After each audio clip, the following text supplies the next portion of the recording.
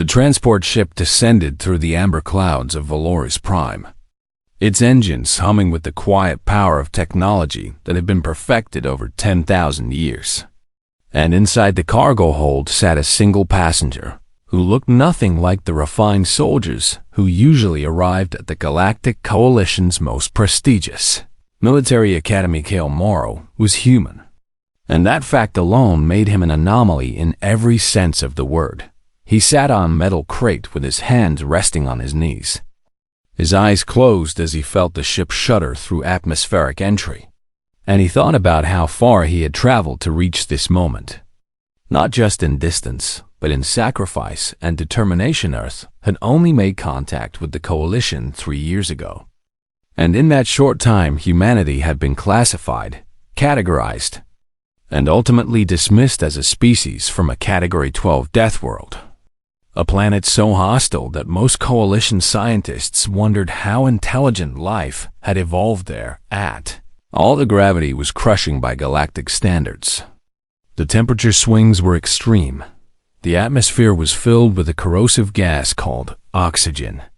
And the wildlife included apex predators that could tear through military-grade armor, and yet humans had not only survived on that nightmare world, but had thrived, built civilizations, and eventually reached for the stars.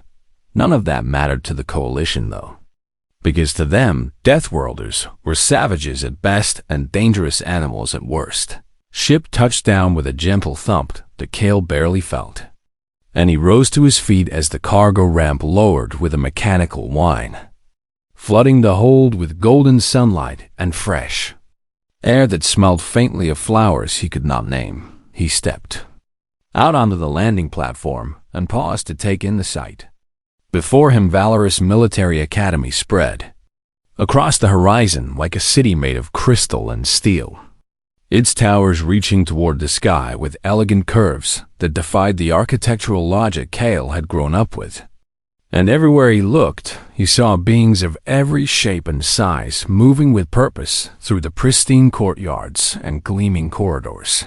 This was the heart of Coalition military excellence, a place where the finest warriors from 300 member species came to train and serve. And Kale was the first human to ever set foot on its grounds. He was also completely alone. No delegation had come to greet him. No officers stood waiting to escort him to his quarters. And as he walked down the ramp with his single bag slung over his shoulder, he noticed that the other beings on the platform were giving him a wide berth. Their eyes filled with curiosity and something that looked very much like disgust. Kale kept his expression neutral and his head high as he walked toward the main building, because he had not traveled 12,000 light years to let a few cold stares break his spirit. The whispers started almost immediately. "Is that the Deathworlder?" a Theshan cadet murmured to her companion. Her forearms crossed over her chest in a gesture of disapproval. "I heard they eat raw flesh," another voice hissed from somewhere behind him. "My instructor said they only live for about 80 cycles. Can you imagine being that short-lived?" Kale heard every word, but he did not react, because reacting was exactly what they wanted him to do. And he had learned long ago that the best way to deal with prejudice was to prove it wrong through actions rather than arguments. Found the administrative building after asking directions from a nervous-looking clerk who seemed terrified to be standing within arm's reach of him. And after an hour of waiting in a sterile white room, he was finally summoned to meet with the officer in charge of new recruit assignments. Commander Vethkai was a Kryn, a species that resembled what humans might call a dragon if dragons stood 8 feet tall, and wore military uniforms decorated with enough metals to armor a small vehicle. His scales shimmered with iridescent colors that shifted as he moved, and his golden eyes studied Kale with the cold calculation of a predator assessing potential prey. "Human," Vethkai said, and the words sounded like an insult in his rumbling voice. "I want to make something very clear to you before we proceed any further with this unfortunate arrangement." Kale stood at attention and said nothing. because he recognized a test when he saw one. "You are here because of politics," Vethkai continued, his clawed fingers tapping against the desk in a rhythm that suggested barely contained irritation. "The Coalition Council decided that accepting one Deathworld recruit would be a gesture of goodwill toward your primitive species. But I want you to understand that goodwill does not equal respect. And respect is something you will have to earn through blood and sweat and sacrifice." "I understand, Commander," Kale replied. His voice steady and calm. Vethkai's eyes narrowed slightly, as if he had expected a different response. Perhaps anger or fear or defiance. But Kale gave him none of those things. "You have been assigned to Barracks Omega," the commander said, sliding a data tablet across the desk. "It is located on the far edge of the campus, away from the main training facilities, and you will report there immediately to await further instructions." Kale picked up the tablet and glanced at the map displayed on its screen, noting that Barracks Omega was indeed about as far from everything important as physically possible, while still being on Academy grounds. "Thank you, Commander," he said. And he meant it sincerely, because isolation meant fewer distractions and more time to prepare for whatever challenges lay ahead. Vethkai seemed confused by the gratitude, but he dismissed Kale with a wave of his clawed hand. And Kale walked out of the office with the same steady pace he had maintained since arriving. The walk to Barracks Omega took nearly an hour, and by the time Kale reached the small, weathered building that would be his home, he was genuinely impressed by how thoroughly the Academy had tried to make him feel unwelcome. The barracks was old and clearly had not been used in years, with dust covering every surface and a faint smell of neglect hanging in the air.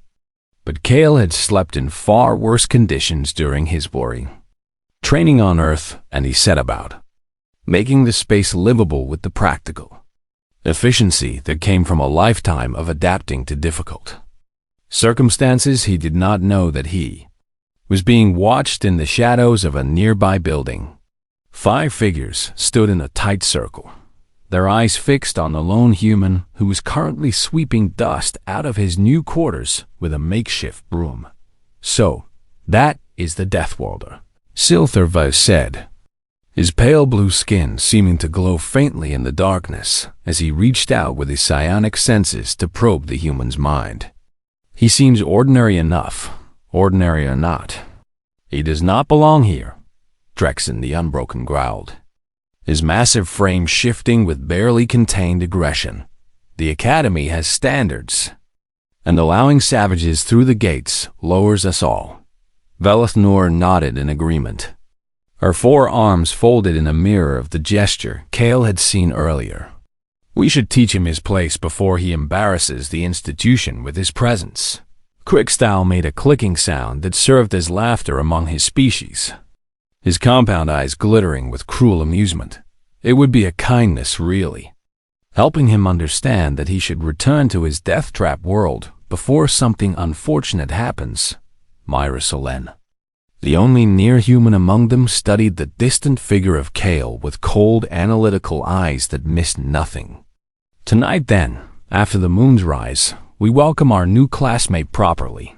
The others agreed with murmurs and nods, and as they slipped away into the growing darkness, they felt nothing but confidence in the outcome of what was to come. They were the Crimson Vanguard, after all, the finest combat unit the Academy had ever produced.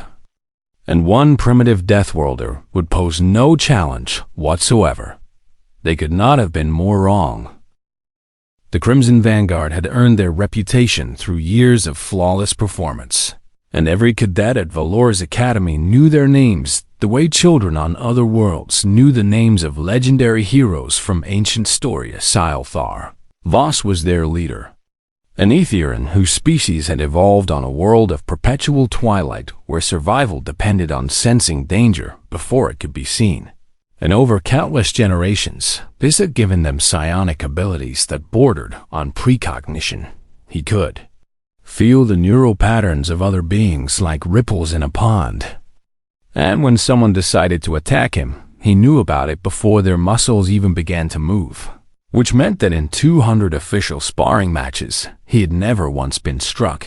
His pale blue skin and silver eyes gave him an ethereal appearance that many found beautiful. But those who had faced him in combat knew that beneath that beauty lay a warrior of terrifying precision. Drexen the Unbroken came from Gavanis, a high-gravity world where everything was built for strength and durability, and his people had evolved.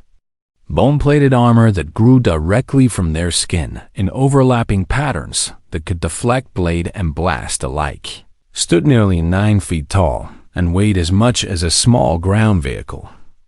And his strength was legendary, even among his own formidable species, with records showing that he had once shattered a reinforced combat drone with a single punch during a training exercise.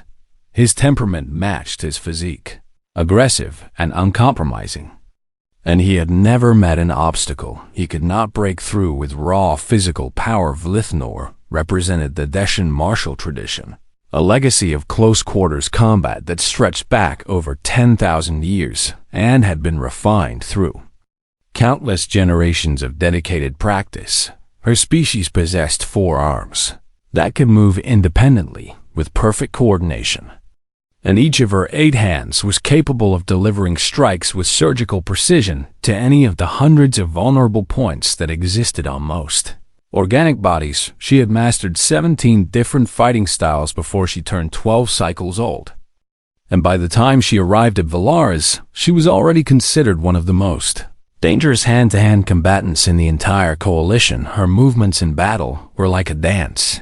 Beautiful and deadly and utterly overwhelming. Krixtol was Zirathi, an insectoid species whose evolutionary path had turned them into perfect ambush predators, with segmented limbs that could fold flat against their bodies and compound eyes that could track movement in complete darkness. His reflexes operated on a timescale that most other species could barely comprehend, allowing him to move faster than the eye could follow, and his natural weapons included blade-like appendages that could punch through light armor with ease.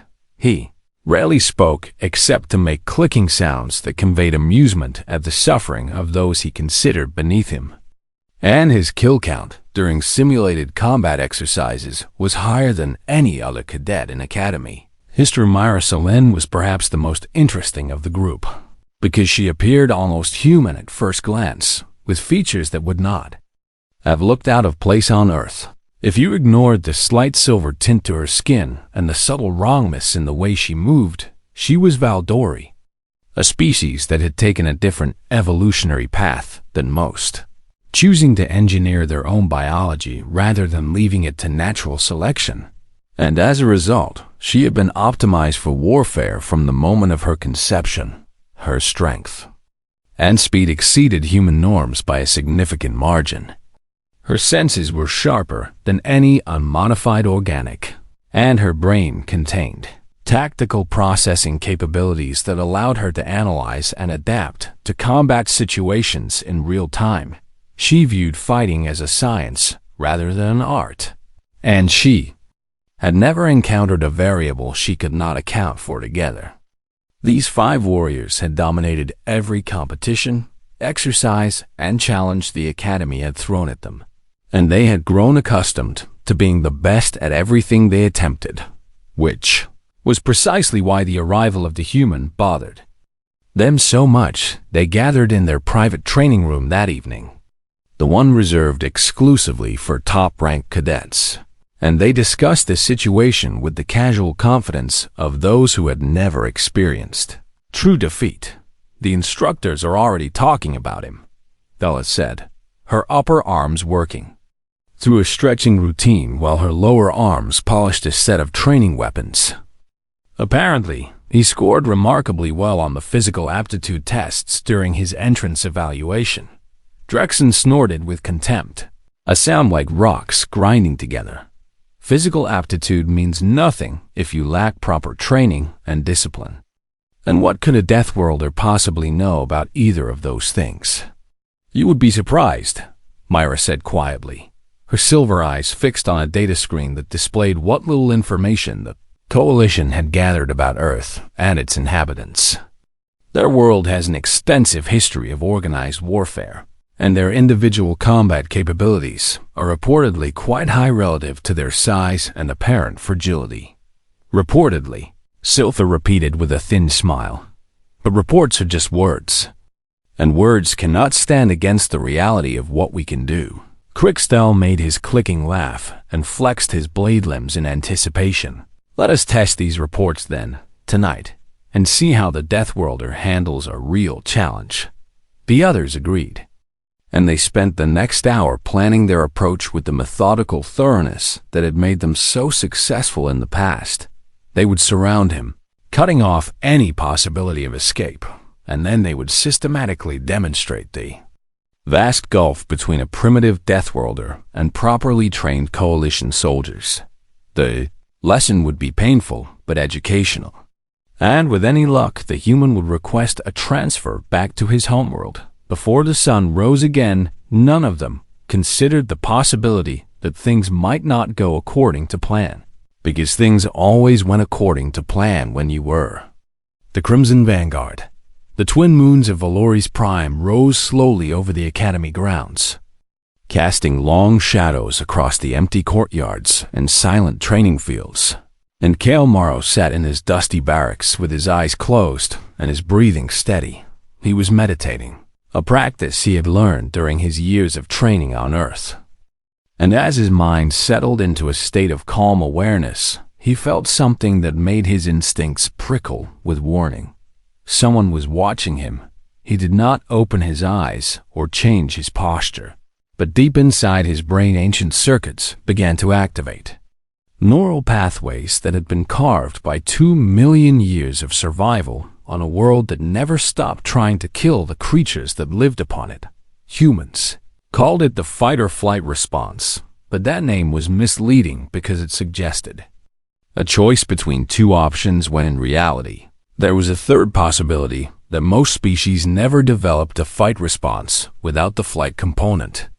A state of pure focused aggression that transformed ordinary humans into something far more dangerous than their soft bodies and relatively modest physical attributes would suggest Kale had felt this state many times before, during training exercises, and real emergencies and the countless small crises that made up daily life on Earth. And he recognized it now like an old friend coming to visit. Something was going to happen tonight. Something violent, and whatever part of his brain handled threat. Assessment had already decided that running was not an option. He continued to meditate, letting his body rest and recover while his mind prepared for what was to come. And as the moons climbed higher, he felt a strange sort of peace settle over him. He had not asked for this, had not wanted to prove himself through violence, but if violence was what the universe demanded, then he would provide it with the efficiency and thoroughness that had allowed his species to conquer the most dangerous planet in known space. The shadows outside his window began to move, and Kale Morrow smiled. Kale rose from his meditation with the fluid grace of someone whose body and mind were perfectly aligned, and he walked to the door of his barracks without hesitation or fear. Because fear was a luxury that Deathworlders could rarely afford, he pushed the door open and stepped out into the cool night air, filling his lungs with the alien scents of Valori's Prime, while his eyes adjusted to the pale silver light of the twin moons overhead. They were already there, waiting for him in a perfect circle that left no avenue of escape. 5 silhouettes standing motionless in the darkness, like statues carved from shadow and malice. He recognized the formation immediately because humans had used similar tactics throughout their bloody history, and he understood what it meant without anyone needing to explain. This was not going to be a conversation, so, Kale said, his voice calm and conversational as if he were discussing the weather. I was wondering when you would show up. Silther stepped forward slightly, his pale skin seeming to absorb the moonlight rather than reflect it, and his silver eyes studied the human with an intensity that would have made lesser beings tremble. You knew we were coming? He asked, Genuinely curious despite himself. I knew someone would come, Kale replied with a slight shrug. It is always the same, everywhere humans go. Someone decides they need to teach us our place before we can be accepted. Drexen growled low in his throat, a rumbling sound like distant thunder. Your place is back on your death trap world, and we are here to help you understand that. I see, Kale said, and he rolled his shoulders slowly, loosening the muscles that had been still during his meditation. And I suppose talking is not going to change your minds about this. Velith laughed, a musical sound that contrasted sharply with the tension in the air. Oh, we are done talking, human. We were done talking the moment you set foot on this world. Kale nodded as if this was the answer he had expected, and he took a moment to study each of his opponents in turn, cataloging their positions and their stances and the subtle cues in their body language that revealed their intentions. The big one, Drexen, would attack with pure force and rely on his armored hide to protect him from counterattack, which meant Kale needed to avoid getting hit and find the gaps in his natural defenses. The four-armed one, Velith, was clearly a martial artist of exceptional skill, and her multiple limbs would make blocking conventional attacks nearly impossible. So Kale would need to get inside her reach before she could build momentum the insectoid. Crixtel was twitching slightly with barely contained energy, which suggested he was the fastest of the group and would probably strike first. Hoping to end the fight before it really began, the engineered one, Mira, stood with perfect stillness that spoke of mechanical precision rather than natural relaxation. And she would be the most adaptable opponent, capable of changing tactics mid-fight to exploit any weakness she observed. And the leader, Silver, hung back with the confidence of someone who did not expect to need to fight at all, trusting his teammates to handle the dirty work while he watched and waited. 5 opponents, 5 different fighting styles. 5 sets of advantages that Kale would need to overcome in order to survive the next few minutes. The odds were terrible. But Kale had grown up on a world where terrible odds were simply called Tuesday. Silther reached out with his psionic senses, probing the human's mind for the telltale flutter of neural activity that preceded violent action. The flash of intention that would give him advance warning of any attack. What he found instead made him pause in confusion. The human's mind was not panicked or desperate or even particularly concerned about the situation. Instead, it was cold and still and focused like the surface of a frozen lake, with depths that Silther could not penetrate no matter how hard he pushed, and beneath that icy calm there was something else. Something ancient and hungry and utterly without mercy. A predator's patience waiting for the moment to strike for the first time in his life. Silther felt a flicker of doubt. "What are you?" he whispered, more to himself than to the human. Kale heard the question, and he smiled, a thin expression that did not reach his eyes. "I am what 2 million years of survival on a Deathworld creates," he said. "I am what happens when every single one of your ancestors had to fight and kill and endure just to live long enough to have children." He shifted his weight slightly, settling into a stance that looked relaxed, but was actually the foundation for explosive movement in any direction. "Your species evolved on safe worlds, worlds where intelligence was enough to guarantee survival. Worlds where the weak could hide behind walls and weapons and never need to face true danger." His voice dropped to something barely above a whisper, but somehow it carried clearly to every member of the circle. "My species evolved on Earth, where the walls could burn and the weapons could break, and the only thing that kept you alive was the ability to become something more dangerous than whatever was trying to eat you." The air seemed to grow heavier as he spoke, and even Drexen, with all his massive strength, felt an uncomfortable pressure building in his chest. "So I will give you this one chance," Kale continued, his eyes moving slowly around the circle to meet each opponent's gaze in turn. "Walk away now, and we can forget this ever happened." We can be classmates tomorrow and pretend that tonight was just a bad dream." Silence stretched between them for a long moment, broken only by the soft whisper of wind through the distant trees. Then Crystal laughed, his clicking chitter breaking the tension like a rock through glass. "One human, threatening 5 of the best warriors in the coalition. This is too amusing to pass up." "Agreed," Drexen rumbled, cracking his massive knuckles with sounds like snapping branches. "Enough talk. Let us show this Deathworlder what real warriors can do." Kale sighed, and something shifted behind his eyes. A final click as the last traces of civilized restraint fell away and the ancient machinery of human violence spun up to full power. His heart rate stayed exactly the same, because this was not fear or excitement or anger. This was simply work that needed to be done. "Whenever you are ready," he said, and his voice was empty of everything except quiet certainty. For a fraction of a second, nobody moved, the world holding its breath as 5 elite soldiers prepared to crush a single primitive savage. Then Krikstal burst into motion, his segmented legs propelling him forward at speeds that should have made him invisible to human eyes, his blade limbs extending for a strike that would end the fight before it began. The 10 seconds started now. Krikstal was fast, faster than anything Kale had ever faced in training or competition. A blur of chitin and blade that crossed the distance between them in the time it took to blink.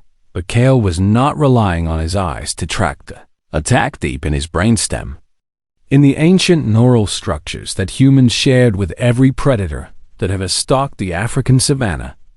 A different kind of perception was operating, one that processed movement and threat at speeds that conscious thought could never match. His body was already moving before his mind registered what was happening, twisting sideways and down in a motion that let the Zerath's blade limb slice through empty air where his throat had been a heartbeat before Krikstal had expected the human to freeze, to hesitate, to react with the sluggish confusion that characterized prey species everywhere. And the absence of that hesitation threw off his follow-up strike by just enough for Kale to exploit the human's elbow came up in a short, brutal arc that carried 2 million years of evolutionary pressure behind it, driving into the center of Krikstal's thorax with a crack that echoed across the silent training grounds. The Zerath's compound eyes went wide with shock as his exoskeleton shattered under the impact. And before he could even begin to process what had happened, his legs folded beneath him and he collapsed to the ground in a heap of twitching limbs. 2 seconds had passed, roared and charged, exactly as Kale had predicted he would, because creatures built for strength rarely bothered with subtlety. When raw power had always been enough to solve their problems, the Gorvathi was massive, nearly 3 times Kale's weight, and his bone-plated hide could turn aside blade and bullet alike. But all that armor created patterns of movement that could not be easily changed once momentum was committed. Kale did something that no sane person would do when faced with a charging giant. He stepped forward into the attack rather than away from it. His left hand shot out and grabbed Drexen's leading arm just above the wrist, using the Gorvathi's own momentum to spin him off balance. And before Drexen could plant his feet, Kale had twisted the massive limb up and back at an angle that no joint was designed to endure the crack of Drexen's shoulder. Dislocating was even louder than the sound of Krikstal's broken thorax, and the Gorvathi's roar of rage transformed into a howl of agony as his arm went limp and useless. Kale did not pause to admire his work, instead driving his knee up into Drexen's jaw with enough force to lift the giant's feet clear off the ground for a split second before he crashed down face first into the dirt and lay still. 4 seconds had passed. Velith came at him from behind, all 4 arms moving in a whirlwind of strikes that would have overwhelmed any normal opponent through sheer volume of attacks, each hand targeting a different pressure point in a pattern designed to shut down the nervous system piece by piece. She had trained for 10,000 hours to perfect this technique, and no opponent had ever survived more than a few seconds against its fury. Kale did not try to block, because blocking 4 simultaneous attacks from 4 different angles was physically impossible. Instead, he moved with the strikes rather than against them, redirecting the energy of each blow just enough to rob it of its killing power. Vlith's eyes widened as she realized that the human was not just defending but reading her movements, anticipating each strike before it landed and positioning himself to minimize its impact while setting up his own counterattack. She had never fought anyone who could adapt so quickly, who could learn her patterns in the middle of combat and find the weaknesses she had never known existed. Kale's hands moved in a blur of their own, striking 3 points on her body that her species had stopped using millions of years ago but had never actually lost. Vestigial nerve clusters that evolution had rendered dormant but not removed. The effect was instantaneous, her muscles locking up in spasms that dropped her to her knees, her forearms falling limp at her sides as her nervous system struggled to process signals that should not have been possible. 6 seconds had passed. Myra Selen engaged with the cold efficiency of a machine designed for exactly this purpose. Her enhanced reflexes and tactical processors, analyzing everything that had happened and adjusting her combat algorithms accordingly. She did not make the mistake of charging or showing emotion. Instead, she closed the distance with measured steps that gave her maximum flexibility to react to any defensive action the human might take. But Kale did not defend, because defense was just another form of waiting. And waiting was a luxury that disappeared the moment you let your opponent set the pace. He attacked first, throwing a combination of strikes that looked sloppy and uncoordinated to her enhanced perception, and her algorithms calculated a 94% chance of a successful counter that would end the fight in her favor. She committed to the counter, her engineered muscles driving her fist toward the opening the human had seemingly left in his guard, and discovered too late that the opening was bait. Kale's head snapped forward in a headbutt that her tactical systems had not predicted, because no rational combatant would risk brain trauma to score a single hit. But rationality was another luxury that Deathworlders had learned to discard when necessary. Her nose shattered under the impact, and before she could recover, Kale had grabbed her arm and thrown her with a technique that used her own engineered strength against her, sending her skidding across the ground in a sprawl of limbs that ended with her struggling to rise on hands and knees that refused to cooperate. 8 seconds had passed. Ulthar tried to run. His psionic senses had been screaming warnings since the first moment of the fight, and as he watched 4 of the most dangerous warriors he had ever known fall in less time than it took to draw a breath, something fundamental broke inside his confidence. He was fast, faster than he looked. His etherian physiology capable of bursts of speed that could outpace most pursuits, and he used all of that speed now in a desperate bid to escape the nightmare that had somehow materialized in the form of one human. But Kale had been watching him throughout the fight, tracking his position with peripheral vision, even while engaging the others.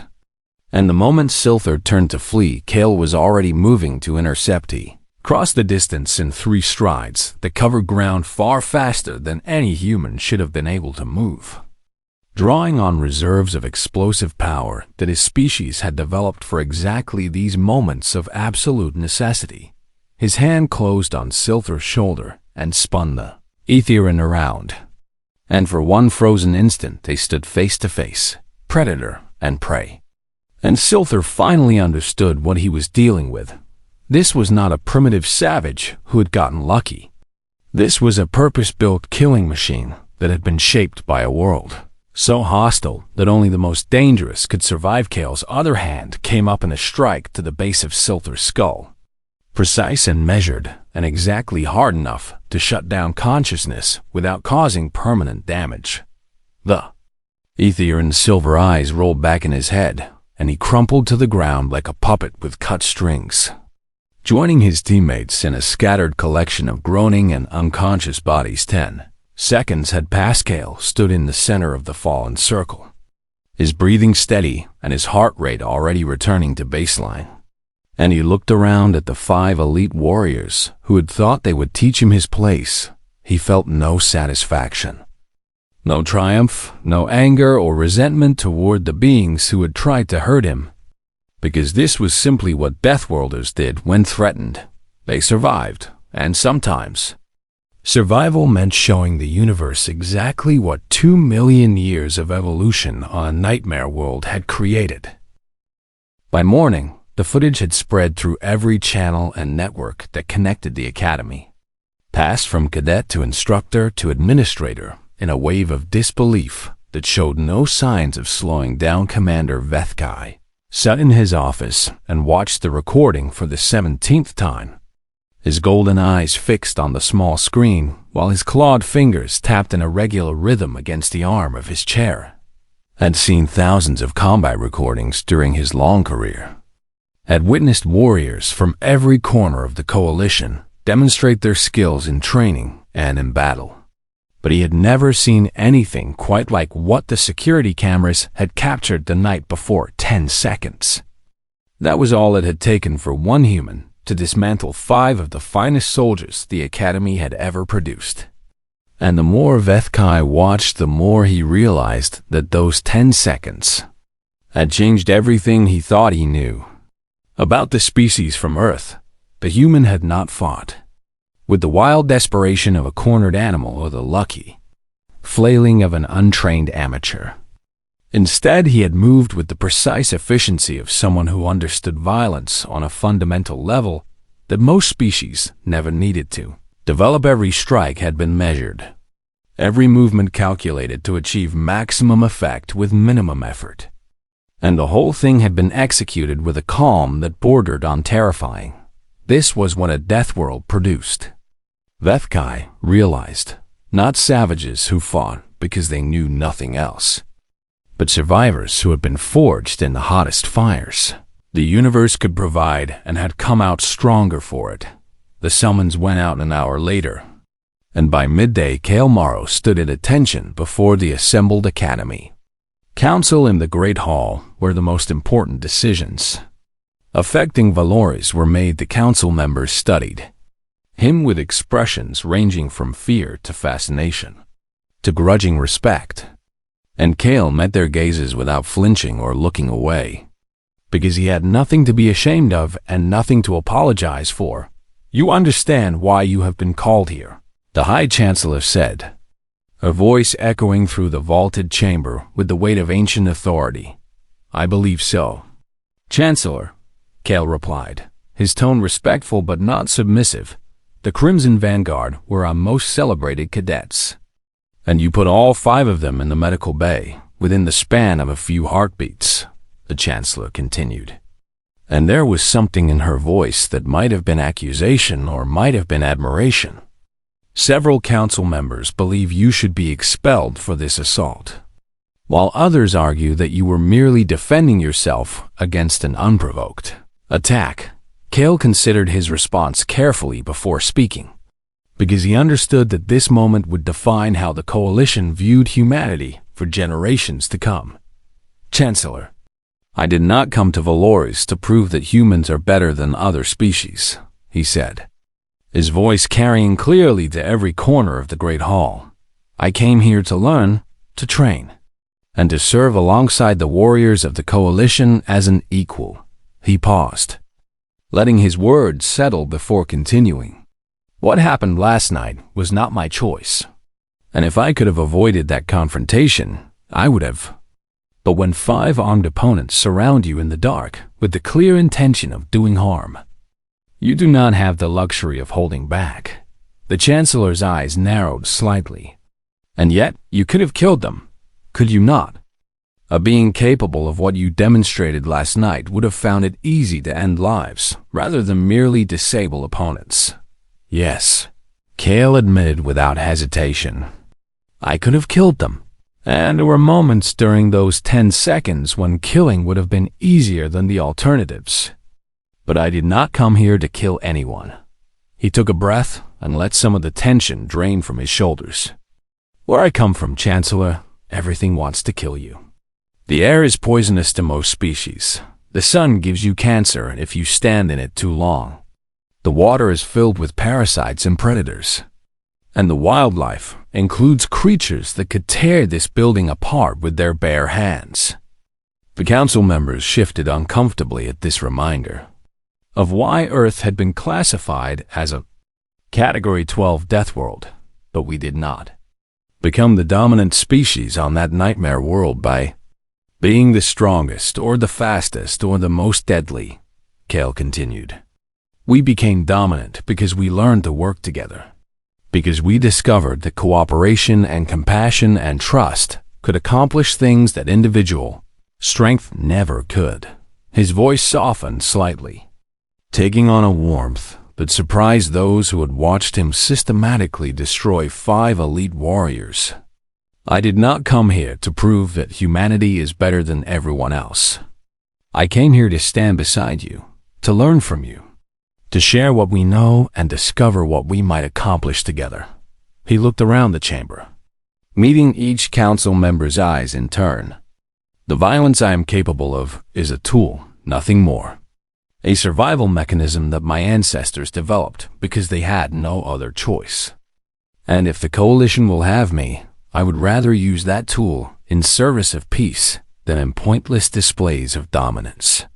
Silence filled the great hall for a long moment as the council members exchanged glances and considered what they had heard. Finally, the Chancellor spoke again, and her voice carried a note of something that sounded almost like hope. The council will deliberate on this matter, but I believe I can speak for everyone when I say that your words have given us much to think about. Kale was dismissed, and he walked out of the great hall with the same steady pace he had maintained since arriving on Valori's Prime. He found Silther waiting for him in the corridor outside.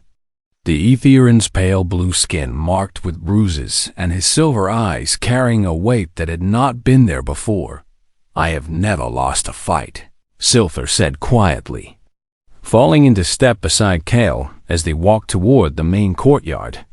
I have never even been hit, not once in 200 official matches. And yet you defeated me without even breathing hard. Kale glanced at him but said nothing, waiting for whatever was coming next. What are you? Silther asked, the same question he had asked the night before, but with a different tone now. Curiosity rather than fear. Kale considered the question as they stepped out into the golden sunlight of Valor's Prime. And when he spoke, his voice was tired and genuine and utterly human. Just someone from a little blue planet that never learned how to quit, he said. And he smiled in a way that transformed his face from weapon to warmth. My world tried to kill us every single day for 2 million years. And we are still here, still reaching for the stars. Still hoping to find friends rather than enemies. Silther was quiet for a moment, processing this. And then he did something that surprised them both. He extended his hand in the human gesture of greeting that he had learned from cultural databases. And after a moment of surprise, Kale took it. Perhaps, Silther said slowly, we started this relationship poorly. And perhaps it is not too late to try again. Kale's grip was firm, but not crushing. Controlled in a way that spoke of someone who was always aware of how much damage they could do. I would like that. They stood there for a moment. 2 warriors from opposite ends of the galaxy. And somewhere in the distance, the other members of the Crimson Vanguard were watching from their medical beds through windows that overlooked the courtyard. They had come to teach the Deathworlder his place. And in a way they had succeeded. His place was right here, standing among them as an equal. A reminder that the universe was far stranger and more wonderful than any of them had imagined, and somewhere far away, on a little blue planet that never stopped trying to kill its children. Humanity continued to reach for the stars with open hands and hopeful hearts, because that was what Deathworlders did. They survived, they adapted, and they never, ever gave up.